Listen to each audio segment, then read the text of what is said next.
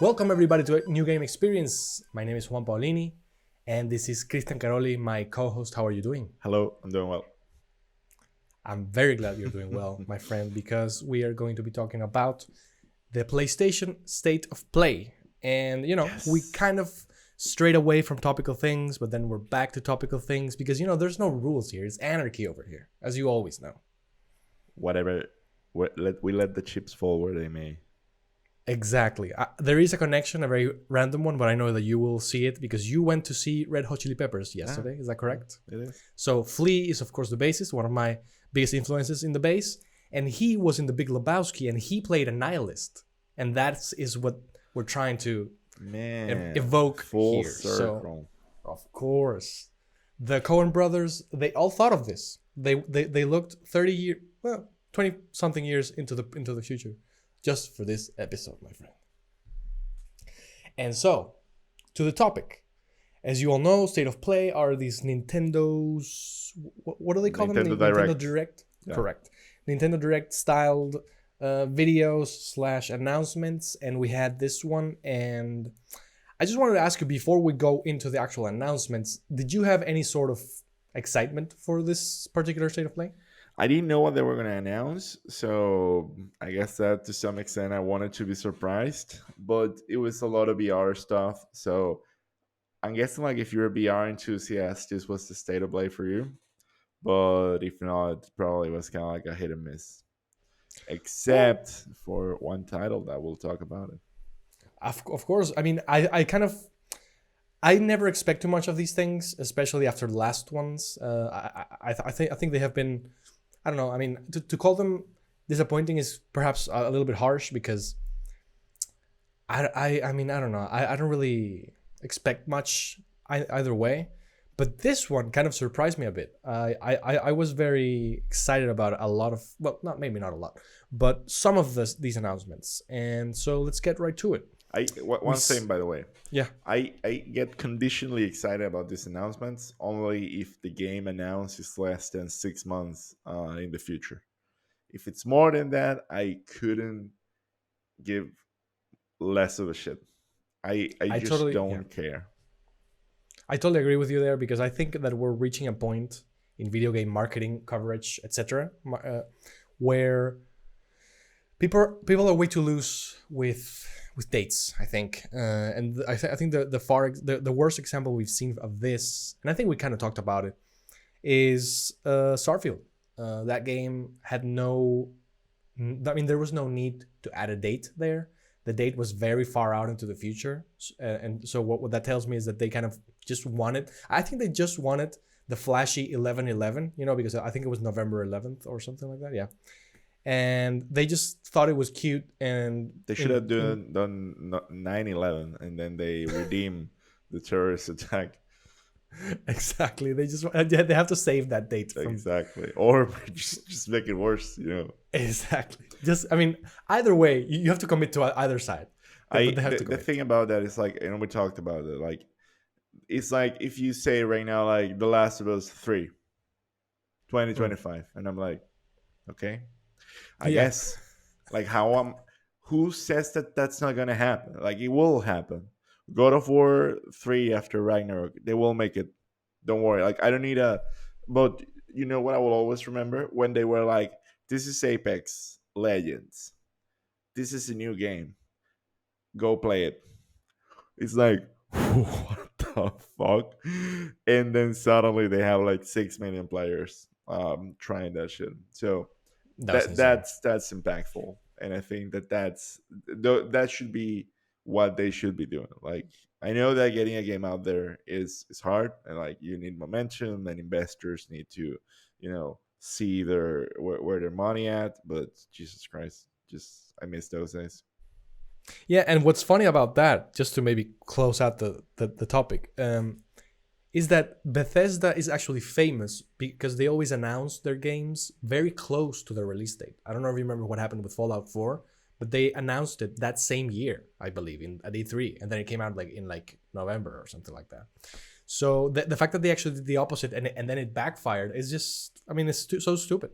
Yeah. So stupid. And like the ones that are getting like close release dates are games like the first one in the list, which is Resident Evil Resident 4. Evil, my friend. Great segue. This is a game that I don't know about you, but well, I mean, I've talked about Resident Evil and my fandom here. This is something that goes back to 2000 and something, or maybe even the 90s. The first one I played was the second one, and to me, that kind of scarred me for life. Slash made me a fan. Kind of weird, but you know how masochistic we are as This gamers. franchise is great because the lore is absolutely bonkers. They try to like keep some stuff up to date. Then it's just a disaster. The events don't add up. Nothing makes sense. It just escalates, descalates. The world is just a random place where like some of these things had like a huge impact conveniently, and then they scale back. Everything's entwined. It's just fucking insane. Like it's for me. I don't know how to put it. Like it's like there has to be, it's like the Final Fantasy, it's like if it's like the Final Fantasy of horror, but then if every Final Fantasy try to like connect with each other even though nothing like is loosely related, like just wow. Yeah, it's insane, and it's funny because I think that especially in the remakes, because you know they make you retread old ground and stuff. It's funny how each Resident Evil tricks you into believing that this is like a grounded story about, you know, a protagonist, whether it be Claire, Leon, what's the name of the first person guy, Ethan, and you kind of get into it, you get accustomed to the characters, etc., and it always devolves into what you just described, which is like utter narrative insane madness about like monsters, huge conspiracies, huge ways in which they want to like intertwine the games, which kind of works but doesn't work at the same time. So it's just so What's the funny. name of the right? bad guy with the glasses? Like I also Wesker. Albert Wesker. Jesus Christ. Yes. Like what? Wow! Like that character there is just it's like if you were passing around a character to different screenwriters, and then they don't talk to each other, and then you just write, and it's like, what's the deal with this guy? Like, is he a zombie? Where does his powers come from? What are his powers? Where do they end? It just they end and they start where the game needs it.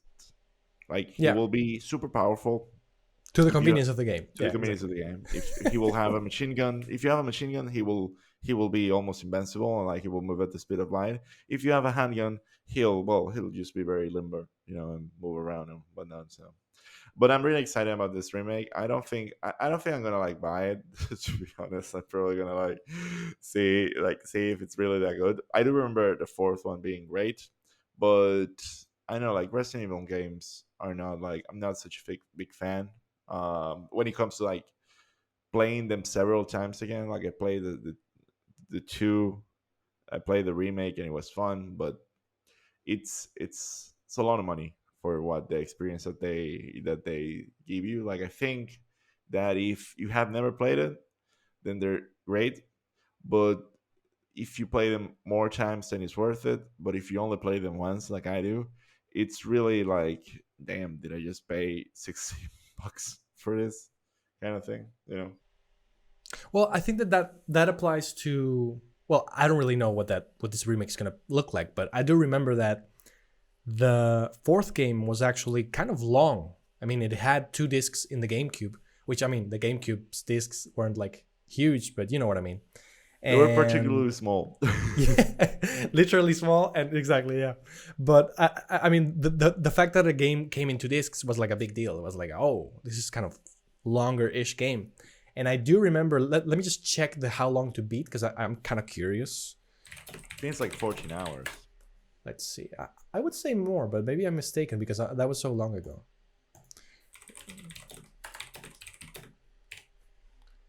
Three hours. Oh, it says, yeah, what, 3 hours? No, that's No, just kidding. Yeah.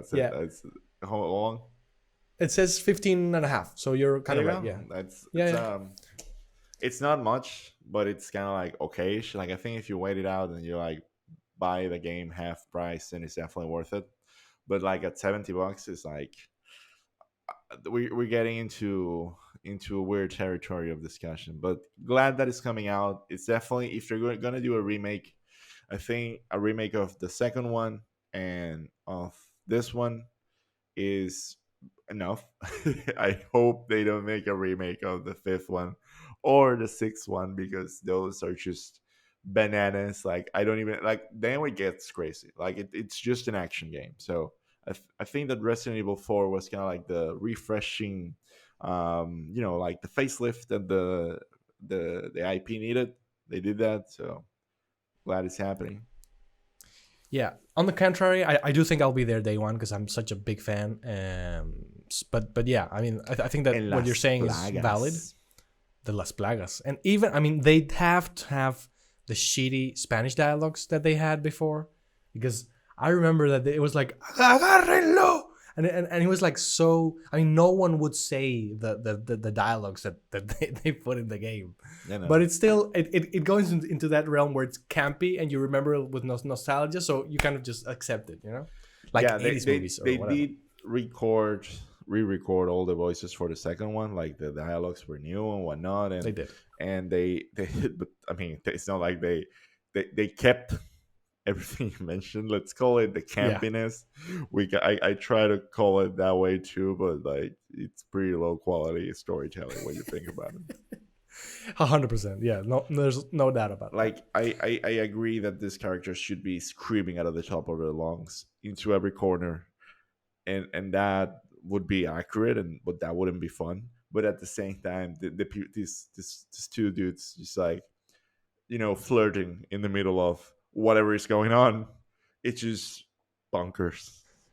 Totally bonkers. And you know what's bonkers? Yeah. Street Fighter 6. Street Fighter 6, my man. I mean, I have not much to say because I'm not a big fighting guy. I'm just a fan of Smash Bros. But I don't know. They updated the logo. They updated. Yes, they did, because the backlash that they got was very, very huge.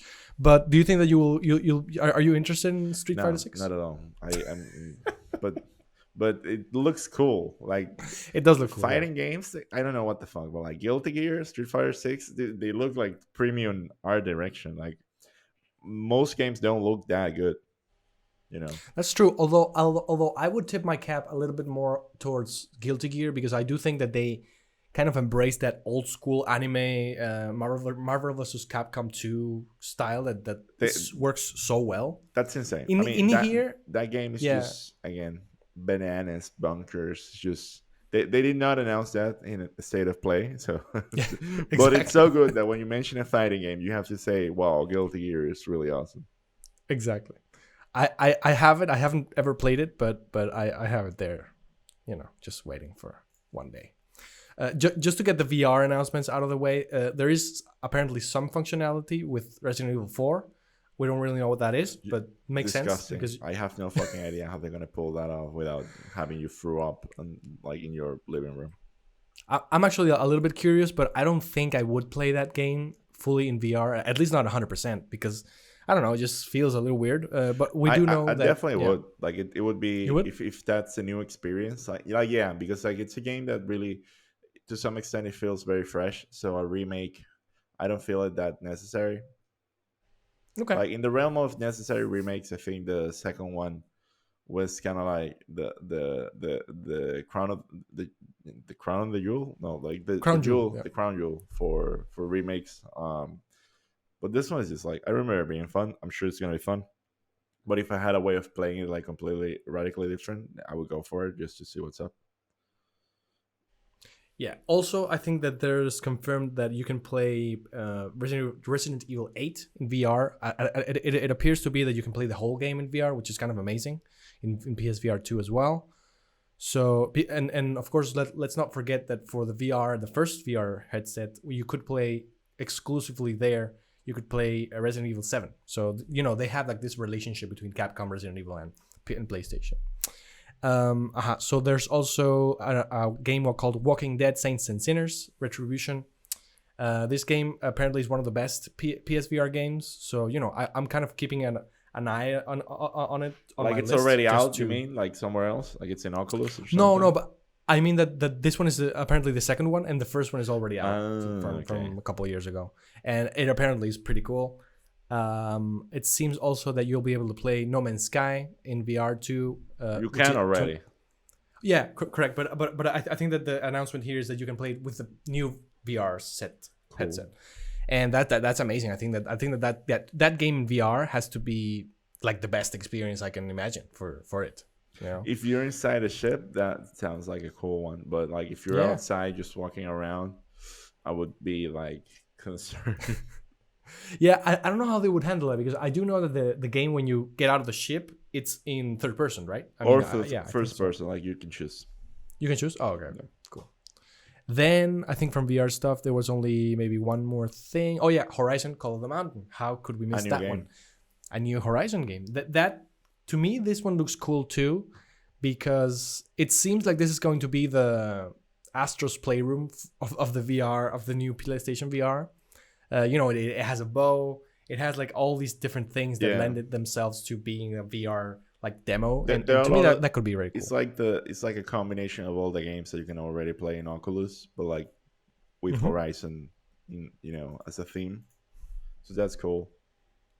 Yeah, that's fine. I mean, I don't think we really have much to say there, because it's just an announcement, and we don't even have the first PlayStation VR. So we don't even know how expensive the VR headset is going to be. True. I was actually expecting that we would see something like that, because they kind of pre-warned us that VR content was going to be announced, and everybody's kind of looking when that is going to come and how much it's going to cost. I don't think it's going to be more expensive. I don't think it's going to be more expensive than the PS5, so it should be cheaper. Yeah, I was going to say something similar to that, because I saw an episode that Colin Moriarty did in his like Patreon episodes, where he talked to Moore's Law, which is kind of like his tech consultant. Mm-hmm. And they were saying that apparently the PSVR 2 is very impressive tech-wise. Like, they can handle like pretty high resolutions, and they can do stuff that are pretty amazing, considering like the competition in which you have to invest in like not only a headset but also on a PC and stuff like that. So I think that we're gonna see cool stuff, and I think he mentioned something about us maybe being very surprised at the price of the actual price of the device, which is always cool. I remember the first one I think was $300, if I'm not mistaken.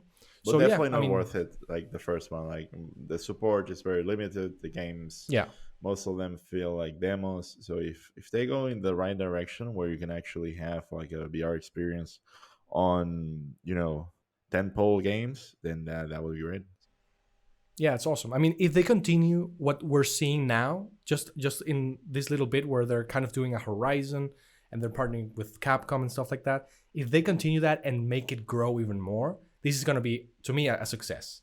If they just do this now and then they just abandon it, which is kind of what happened with what you just said, that is going to be very that they release that is not a controller or a console. Yeah, man. Then there was a quick announcement. I mean, very important, but to a lot of people, but to us, it's kind of I don't think it's too important. Just Marvel Spider-Man is going to have a PC port. Presumably, it's also going to be applied to Miles Morales. So these are two awesome games. It's going to be, I'm pretty sure it's going to be like the whole package, because that's how they've been selling it, right? Like you have both the classic Spider-Man and the Miles Morales game. Exactly. And, this is kind of their whole new initiative of bringing things to PC, which I think makes absolute sense. I mean, if you already kind of milked everything you could out of the game in the console, it just makes sense to bring it to somewhere else that is not your competition necessarily, which would be kind of Xbox. But maybe they do that in the future. I mean, nowadays anything is possible, I think. So next one is maybe something we could speak a little bit more about, which is Stray, the indie game where you play as a cat in a cyberpunk city. I see everyone very excited about this. Here's my take. I don't give a fuck about that cat bullshit game. There, I said it. Oh my god. I had to say it. I'm sorry, I had to say it. I think you may be the one of two people on the internet who thinks that. I am the other guy who thinks this. The other guy. Yeah, no, I mean, I think this game looks very cute. I think that the animations for the cat and the sound design and everything looks pretty cool. I do want to check it out. And the other part that I think is very, very interesting is that it's going to be free for PS Extra and Premium subscribers, which is going to be the new PlayStation Plus tier thing. And this is kind of their first foray into including a game on day one. Of course, Yeah. it is an indie sort of title, but it is an exclusive. So it's interesting that they're kind of delving their toes into those waters. Yeah, I really hope. I mean, I honestly hope that the game ends up being good. But so far, I haven't seen like anything other than the fact that you're a cat being like any real value proposition. Maybe I haven't seen much. Like maybe there's something I'm missing, but like I mean, I see that the internet, the fact that it's a cat, like it's already getting everyone riled up, and I'm gonna wait a little to judge. I agree with you. However, I would say that when you see people riling up or let's say banding together, and it's kind of positive, I always, even though I don't understand it, I always kind of let it be because we've seen this goes wrong so many times with so many different things, with so many like hateful or even stupid things. Like for example, recently there was this whole controversy about this actress who is black in Obi-Wan Kenobi, and Disney kind of came out defending her. And like, I don't know, it's, to me it's like, I mean, if people are actually being racist towards her and sending her death threats, which I don't really doubt because the internet is like that, then fuck those people. But I don't, but if they're just taking the criticism of this character because it is bad and the acting I think is also bad, if that to them is racism, then I don't know what to do, you know? That show is a piece of shit. So honestly, I've been having this take for a while. Everyone watches Star Wars. Like there's no. And here's my take. There's no Star Wars fandom. We all watch Star Wars. It's like saying the fandom of Christianity.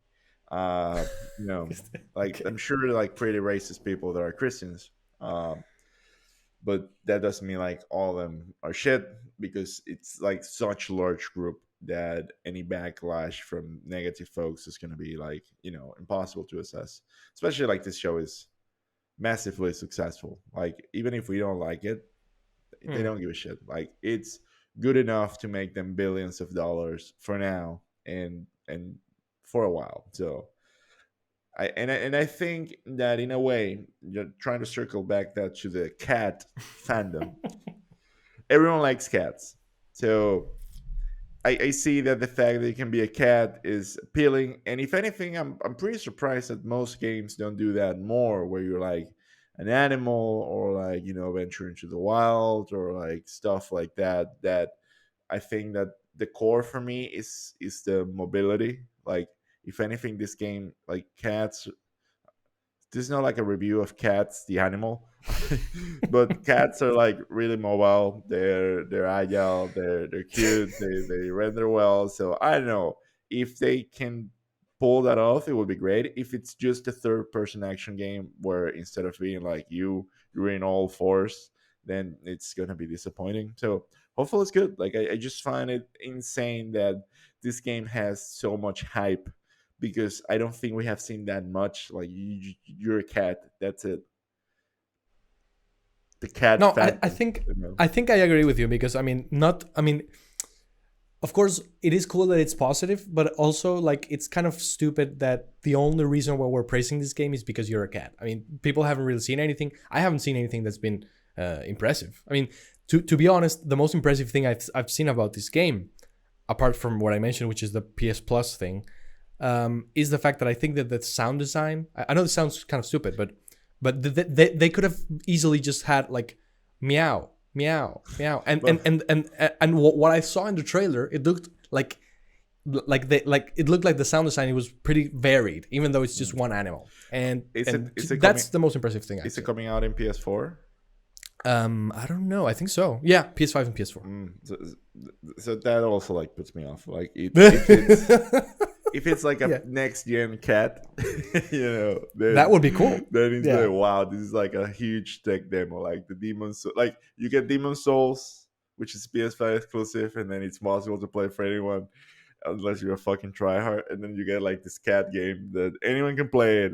You can be a fucking filthy casual and have fun.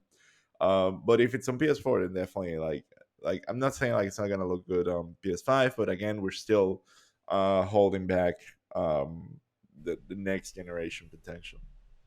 Yeah, no. Which I again, agree I'm one of 100%. those people who says like it's not really that bad, but damn, like I would really want a game that actually is built on that premise. Like I think you can make a next gen GTA 6 and it can still be played on PS4, but like when you have a game that is so like it's like such a slice of tech that it's so vertical like this one, like you just cat kind of thing, you could definitely be like, okay, let's go full on, let's try to like do something that would be impossible in the previous generation. But I understand if like that's not profitable right now. So Yeah, I totally understand and agree. and also So the I next, like it yeah, that it's go ahead. finally out in July. Like it's that was a cool thing. If this was again like coming out December, I would be like, I just don't give a shit.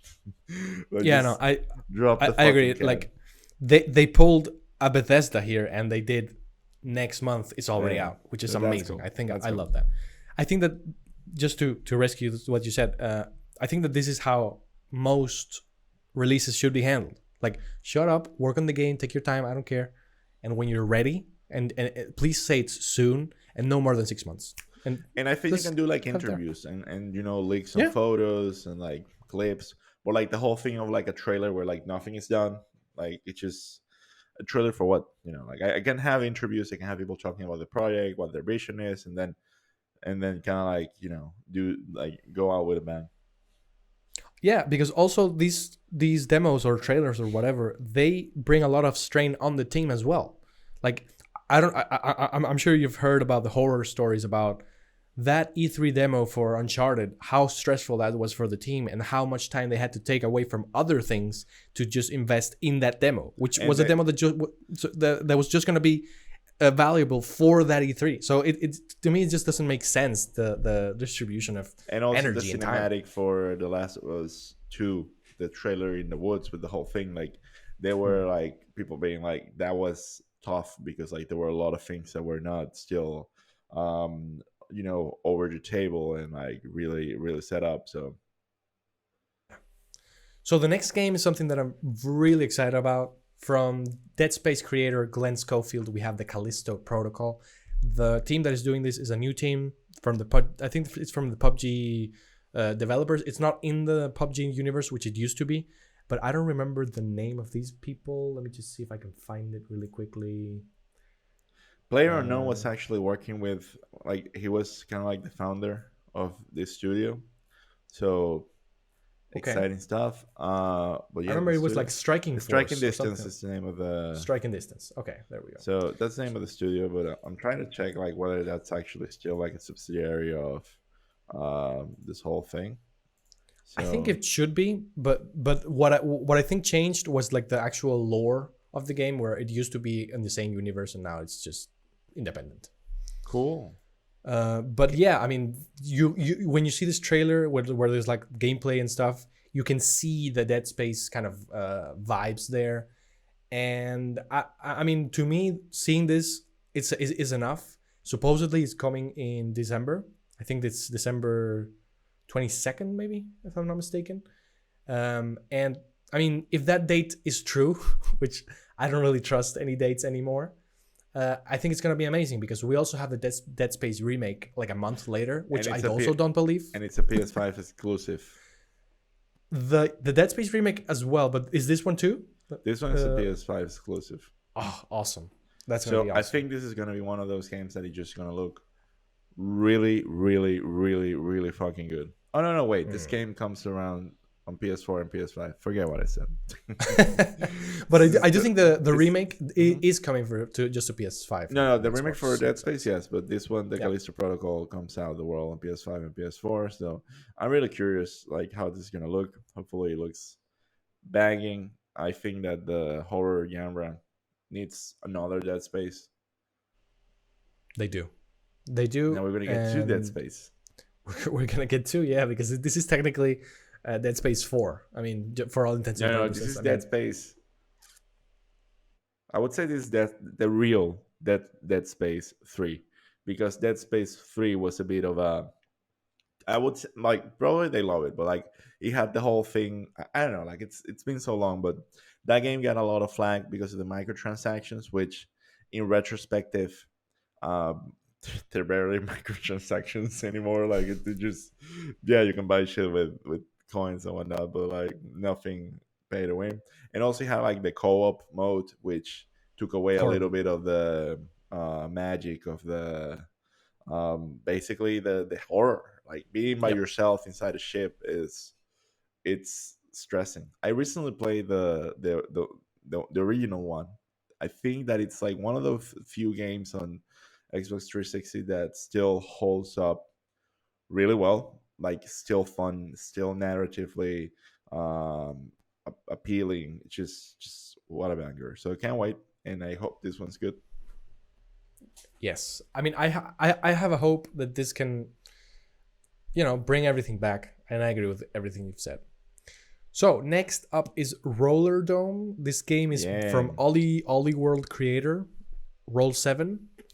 And it's like I mean, at first I thought that this was like a Sable port coming for PlayStation, because the art style is just the same. But then it's like this, you shoot people and you're also on like rollerblades. So I don't know what you thought of this. This looks like one of those things that I'm glad they exist, because it looks really creative, looks really fun. But I don't think I'm gonna be playing this because it looks like a multiplayer thing, and you know how I feel about those games. we'll see if it brings us together, but I don't know. Like Perhaps.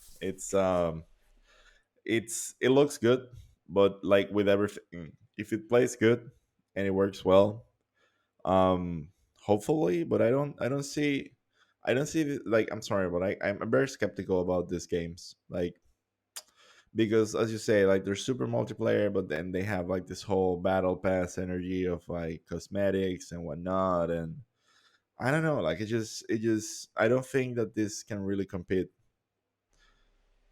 Again, Yeah. like I would be happy to eat my own words, but like it's really hard to compete on multiplayer when you have games like Warzone, Fortnite, Rocket League. Like I don't know. We'll see, but the support that this game gets is gonna be key on its success, or like what it's expecting from everyone.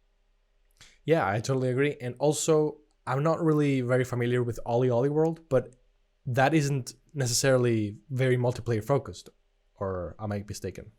No, I think not. Okay, because that's the other thing. Like, we've seen teams that are very successful in doing indie things or maybe even AAA things, and when they kind of venture out into multiplayer or into like service games, which I'm not really sure this is, things take a turn. So I hope that's not the case. I think this has a lot of potential for people who like those sorts of games. I'm not really in that group, but I mean, this is what I think about this game. This is going to be one of those games that in the group somebody buys it and then five other people buy it. We play it for like 3 days and then everybody forgets about it. I think that's what's going to happen. That would be like a very successful scenario. Like Yeah, that's a great thing. exactly. Like if this game does that, then that means it's probably like a really cool game. Yeah, Because in the end, that's actually like what most games need to do, but constantly and throughout the years. yeah, Like getting the 100%. fact that someone's gonna play a game for like 5 years, like Fortnite does, it requires a whole industry. So Yeah, totally insane. So next up, we have this game called Eternites. We're moving now towards like a Japanese dating simulator slash action game. This game looks kind of interesting, although I mean, I don't really know. I mean, as you know, I've been coming into these Japanese games a lot. I'm loving what I'm playing, while loving what I'm seeing. However, the whole dating simulator thing, I don't really know how to feel about it. To me, it makes me feel a little weird. But this game looks cool. I mean, what I saw looked very like DMC slash kind of maybe near vibes with this added aspect of the dating simulator, which I have you're comparing it nothing with to say. like pure, hidden gems and like classics and stuff like that. Well, yeah, If it's that good, then that would be great. It definitely seems like to have like the production value, and I find it funny that these games are just kind of like leaking into the real world. So kudos to that. But I don't see myself playing this unless someone guarantees that this is not like one of those frustrating, grindy, dating simulators. Yeah, I mean, as I said, I don't really know if I would buy this, but I'm kind of interested. It's kind of on my list, and I would Sure. check reviews and stuff. Sure. But like other people in our group were like pre-ordering the game as it was being announced. I'm like, I don't even really understand what this is, but it looks interesting, right? I need a review. Basically, yeah, I need a review too. So then we came to Street Fighter 6, which we kind of already spoke about a little bit. Although I forgot to mention something that I find very interesting, which is that Street Fighter 5 was exclusive to the PS4. This one is going to be multi-platform again, and I think that is kind of very telling in regards to where Capcom was at the time, when that deal was closed, and where Capcom is now. As we know, Capcom in those days was kind of maybe in its lowest point, maybe in their whole career. Or maybe starting to come up. And now that they've done all these remakes and all these Resident Evils and all these Monster Hunters and everything, they're kind of in the best place they've ever been. So I it's weird, really I weird. honestly feel like they're the top publisher right now. Like it's hard. Could be.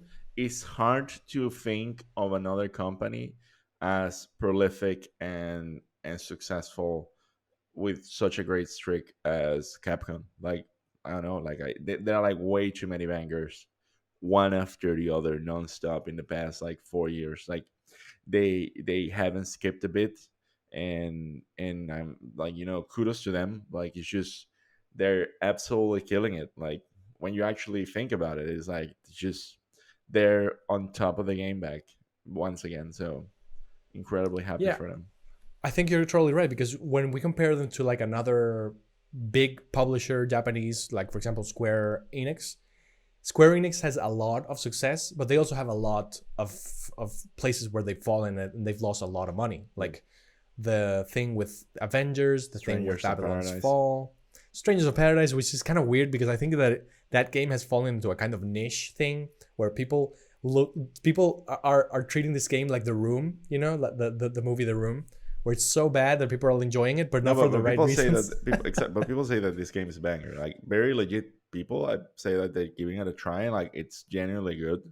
Like, but again, the fact that they have like a white male character, Western character, it was a misstep for them. Once again, not reading well the market, and but the rest of the mechanics, everything, like it's the same. Like it's a continuation of like the work that this studio has been doing on Neo. I think it's like from the same guys. So it is that good. Like these people knew what they were doing. It's just like they were trying to be over the top and whatnot. So I think that's a tricky thing. It's a shame, but Capcom is just killing it. Like it's no one's like stepping up to the plate in the same way. Especially these are games that you buy and you play them, and they're just that good compared to the Western companies that they have been releasing like one game every 5 years, doing like a shitload of live service games, and just basically not focusing on releasing like really solid pieces. I think that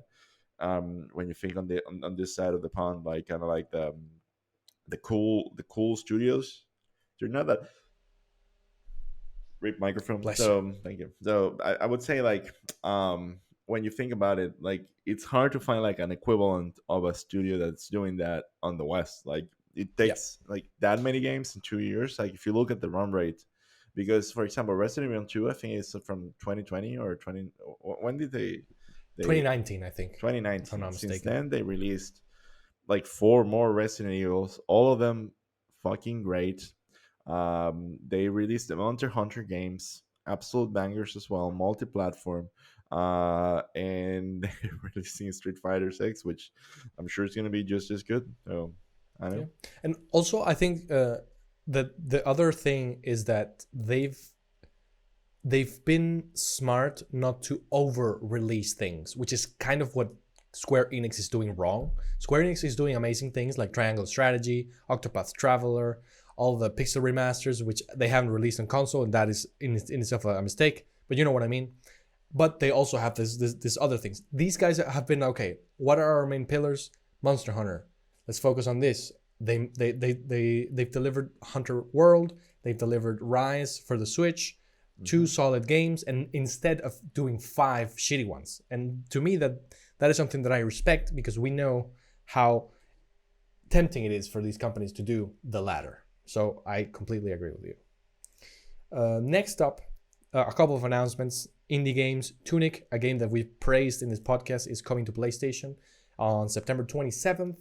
This is, of course, an amazing type of news, because more people will be able to play this game, which is amazing. We recommend it 100%. I don't know if you have something to say about Tunic that we haven't said yet. Nothing. Just play it. I'm glad that it's coming to the PS4 and the Correct. PS5. Then we have this other game called Season, A Letter to the Future. This is one of those games that sometimes entices me, sometimes not. Seems like a very artsy, very emotional kind of game, where I'm guessing gameplay is not the main focus. I like a ceiling of this, man. Like I just can't even tell them apart. It's like one of these, feel good movies, like Hallmark set pieces. Like you have Alba, you have the Life is Strange bullshit. Like, even if you go to like the bangers, like what was it, the one of Edith Finch, what was the name of that one? What Remains of Edith What Finch. Remains of Edith Finch. Like that one is awesome. I love that one's one. a good one, but after that one it was like everyone was gonna do their own one, and it's like, I guess there's one called Lake on Game Pass. Okay. As well, like this whole thing of like, yeah, we're just gonna like walk around and try to tell a story kind of thing. I just don't buy those. Like, and we're missing one big one, right? One big one. I think this is the last one, if I'm not mistaken. Yes. Final Fantasy 16. This Fuck is yeah. 100%. This is the first Final Fantasy entry in kind of a long time, because the last one was in 2015, which was Final Fantasy 15. And this is coming from the same team that does, because they haven't finished, Final Fantasy 14, which is kind of great news, because supposedly, according to fans, Final Fantasy 14 has the best Final Fantasy story ever. And I am very, very interested. I think that this trailer looked amazing. I don't really know how you feel about it. I'm super excited about this. I can't fucking wait. I think I'm gonna go day one on this one. Like I'm gonna, Awesome. I'm just gonna like be like, let's go. Like it looks great. It feels great. It's like the shade of Final Fantasy that I absolutely love, which is kind of like this medieval fantasy leather bullshit that it just looks cool. The music sounded great, like the combat looked amazing. The team has a proven track record. Let's go. Like it was, and also it's coming out rather soon, like it's coming out next year. So Yeah, I love that they don't set a date. That's kind of what we're talking about. To not set dates and stuff like that. But they didn't say summer. I think it was summer 2023, right? Yeah, they said summer 2023, but to me that's something that works. Like you can do that. What bothers me is when they say May 1st, 2026. It's like what? Yeah. So for me, I think in this one, it's kind of like, I know I was at the beginning saying like I don't give a fuck, but like 1 year and a gameplay trailer, it's like good enough. Like I would be like, okay, this seems like something I'm looking forward. It's kind of like the right level of excitement. I think that, for example, they were like super secretive with Elden Ring, and we were like we didn't get like a real anything from Elden Ring until I think Last year.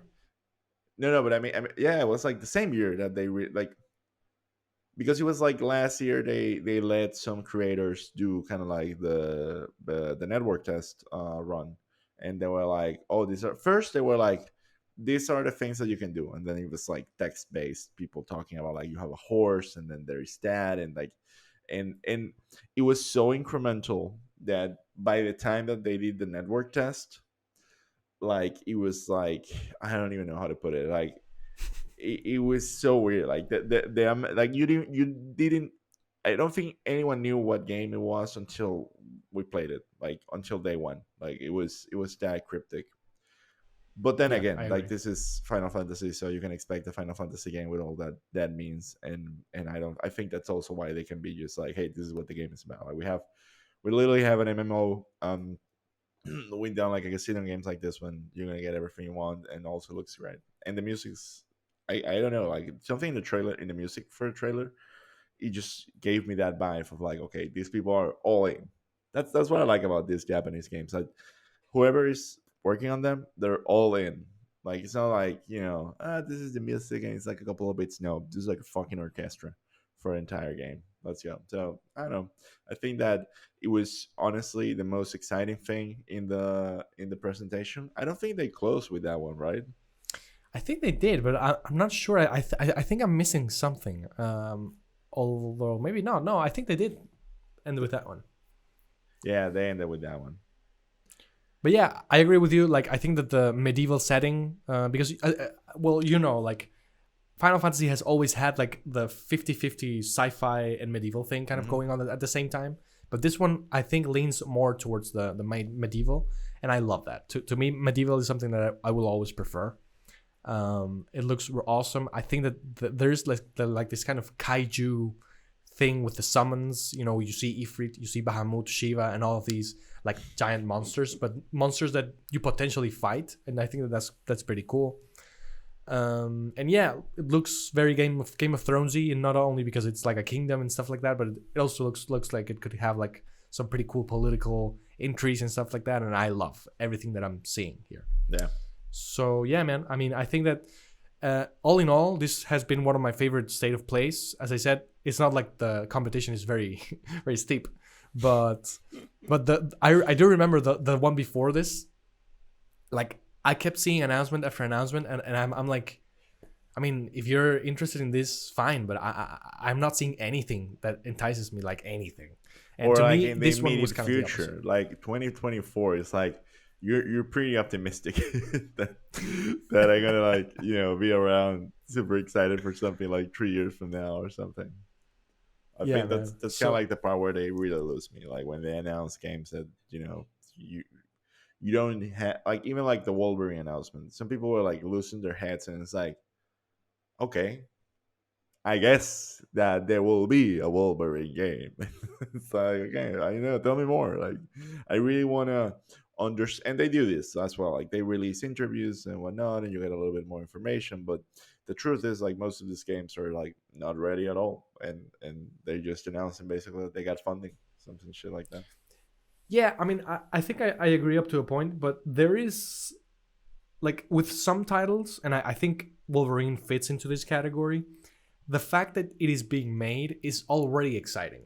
Mhm. But on the other hand, if like for example, we're recording this now, and I think that the Modern Warfare 2 reveal was or is happening at the moment. To me, that reveal is not really exciting in any way because I know 100% of what to expect. It's going to be an amazing first-person shooter. It's going to have a great campaign, great multiplayer. Warzone 2 is coming, better graphics, etc., etc. But that's not exciting because I knew that was coming. Yeah. When on the other hand, the fact that we're having a Wolverine game after like 13 years or maybe 15 by the time it comes, to me that's super exciting, and I lost my shit when I saw that trailer. So When I it's think like, it he's like, depends. what is this fucking idiot talking about? It's Wolverine, bro. It's Wolverine. But Are you Wolverine? No, then shut the fuck up. so yeah, I think I think it depends. But there are times where you see these like cinematic trailers, and it's like, okay, what do I do I'm now really with this? happy. So here's what I'm really happy about from this state of plays, that they don't do trailers for like microtransactions or battle passes or new seasons or shit like that. They do stick with just new game, because they could perfectly go like, hey, this is the new season of Fortnite, or buy the DLC for the skiing. Like they didn't do any of that. Like they just announced like really solid content. And I know, like the thing is, like I'm having a hard time getting excited for things in the future, which maybe it's super healthy, but there was a point where I was like really looking forward to a lot more stuff. Maybe because right now we have been disappointed so much that I'm really careful about like being excited about like, oh, the new Elder Scroll is like, I hope they make it, and I hope it's good. But like they re-released Skyrim so many times that I'm doubtful that the people working on these games are, well, I'm not doubtful that they're not the same. We talked about this, like they're not the same people, so like it's new Nope. people. But like I'm really hungry for like newer ideas, newer games, better concepts, and it seems like these newer ideas are like reduced in scale, and the bigger scale is just generic third person action.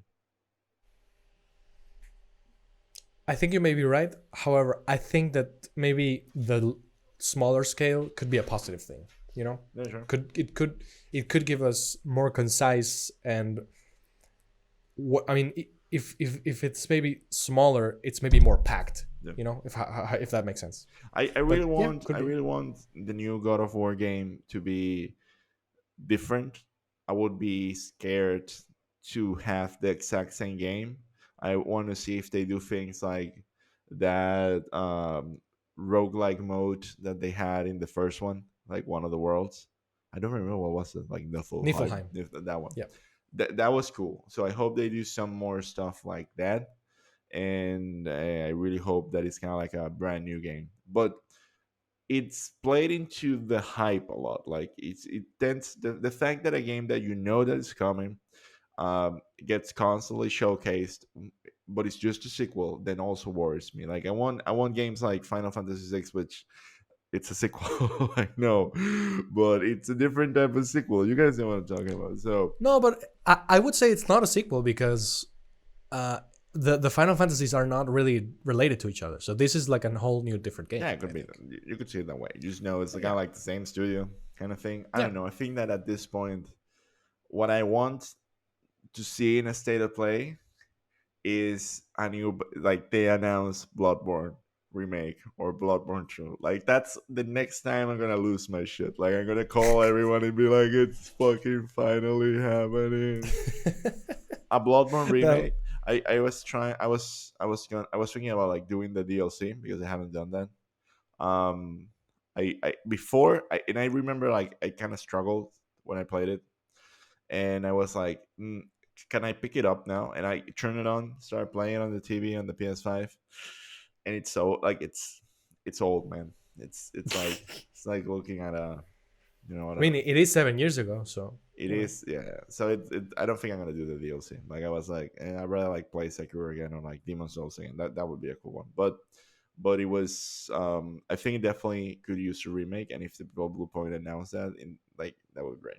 Anyway, sorry That for would be derailing the amazing. whole conversation to talk about this shit No, once that's again. totally fine. Exactly. You know, I love derailed conversations. And speaking of derailed conversations, what have you been playing, my friend? I started Lost Judgment. Oh, So let me know. What do you think? it's starting. It's starting. I only play like Oh, a okay. couple of hours. So just like with the mystery, it's really cool. I'm doing the like I see the quality of life improvements, and so far it's more of the same, which is great. More Yagami. Arigato Yeah, gozaimasu. man. And I've been I've chronicled my I haven't started playing or I haven't bought the Soldiers game, the Soldiers. 2D Yeah. Metroidvania Souls like game. I want to play that one, but the developers it's a they call it a 16-bit Metroidvania Souls like game. It looks really good, right up my alley, but they came out and the reviews were like um it's too hard, to the point that the developers were like, yeah, it's too hard, we kind of fucked it up, we're gonna do like some balances, and like and they also need to update the they need to do like some fixes as well. But the game, this is like, and why I'm mentioning this is like I spent like enough time seeing if I buy the game, to the point like it feels like I've been playing the game. And I got into a conundrum, which is like, where do I buy this thing? Because you have it, I can buy it on the Switch, which feels like a Switch no brainer, but the performance is at 30 frames per second, and it's not the loading times are bigger. But then the alternative is like, is there the PS5 or the Xbox? If it's the Xbox, well, I can play in the office, and then it's more comfortable. So it's tricky, like it almost feels like a game on itself, seeing where I play this game. So but You know, now that you mention it, that game you're describing about where to play it and where to acquire it and everything, I love playing that game, man. to me, that game is also almost as fun as playing the game. Actually, To some extent, yes, but also, you know what I hate?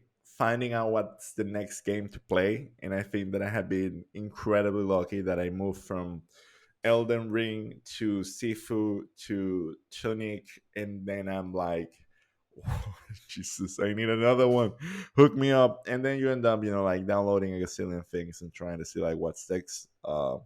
It's a pretty desolating experience, but yeah, we're championing through, you know. yeah, absolutely. So on this side, I'm very sad to say I abandoned Unsighted. I know you and I had this conversation last week. Told you. Yeah, man. I mean, about the whole putting the decision in the hands of the player and then putting the player in a very uncomfortable position. I know it sounds super stupid because we're talking about a game, but I did feel that, and that totally put me off the game. And I even, deleted it from the console. So I don't know. I think that it is cool to have options. Accessibility is important, but when you're talking about design, when you're taking away the human element of it, when you talk about design, you kind of have to commit to things. So I think that was kind of a mistake on their part, but I don't know. You didn't disable the clock? I did, but then I had some FOMO of what I'm missing out without it because It's it's uncomfortable. supposedly. I had the same Yeah. feeling. Yeah, I was like, I don't okay, know. let's go, and then they put you in a very uncomfortable place with the granny. You don't want the granny to die, and then it's like, okay, I'll just say, and then it turns into a very, very, very generic.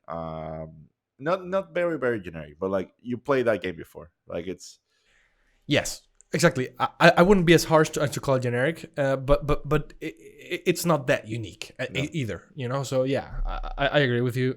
I feel a little bad, but I mean, there's so much to play. That game's on Game Pass. I probably gave it, I don't know, metrics to help it. I hope so. I'm sorry. yeah, I did the same thing. Like I picked it up on Game Pass, turned it off, and then what really put me off in that game was the parry mechanic. Once you master the parry mechanic, the game becomes way Trivial. easy. Yeah. That's the game, and I am pretty against parry mechanics in games unless it's high risk, high reward, and that's not the case in this game. I think that in this case, in the case of also like Metroid Dread, if you don't do you could do them or not do the parries, like, and if you fail the parries, it's like, okay, you skip playing, do the next parry again. I think that when you fail a parry in a real Souls game, meaning like from software, you fucked up. Like you lose momentum, you lose stamina, you lose HP, you don't know what the fuck you're doing, you don't have a plan. It's just it is, you know what you're getting into. Like you just open yourself for a fucking hit. So I think that in that game that fails, and also the whole thing of the mechanic is like we were saying, like you just commit. Yeah, 100%. But what I did pick up is a game that I thought I would never go back to, which is Scarlet Nexus. I went back to that game, and I'm really enjoying it, man. I think I'm more than halfway through. I'm gonna finish it.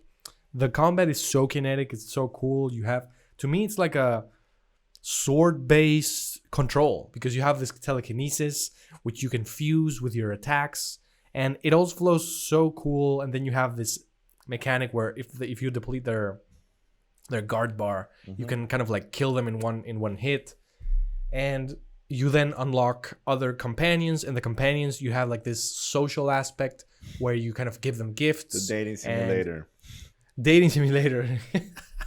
No, you don't get to date anyone, although there are some girls that are kind of like, I like you, and it's kind of like a Souls-like, right?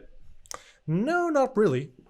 I mean, if what you was die, the one that is a Souls-like? There's one that's also kind of like, Code Vein. Code Vein. I was mixing it up with Code Vein. Okay, yeah, this one's Yeah. This one's got like a slasher, hack and slasher, right? Yeah, I remember now. Exactly. It is very control-ish in that sense, like the whole mechanic. And I mean, the story is kind of typical anime convoluted bullshit. It has some good ideas. Like it has this whole government control aspect to it, and how the government can control the media and the people and everything. But I feel that they're going too hard on the I don't know, like they're not focusing on that. They're focusing on other things. And I'm enjoying it. It's not bad, but it's also not great, you know. Yeah. But the gameplay is so fun. The characters are fun as well. Like I like them, and yeah, I think I'm gonna follow this through. Hopefully, I understand what's happening. It has this cool thing, although I don't think I'm gonna do it, where you have these two playable characters, and I believe that the game is pretty different when you play as either of them. I'm playing as Yuito, which is the male character. I don't know, and I mean it's cool, it's fun. And the other game I'm playing is Octopath Traveler right here on the Switch.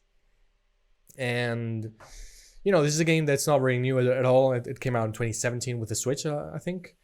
But I have to say, like, the HD 2D thing that Square Enix is doing with that game, Triangle Strategy, and I believe other games are starting to implement it.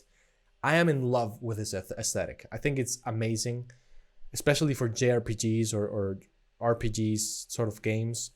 It applies so well because you feel like you're playing one of those SNES, Chrono Trigger, or Final Fantasy VI sort of games. Mm-hmm. But it has this 3D aspect as well. And it also has voice acting. The combat is really cool because it's turn-based, which to me is cool.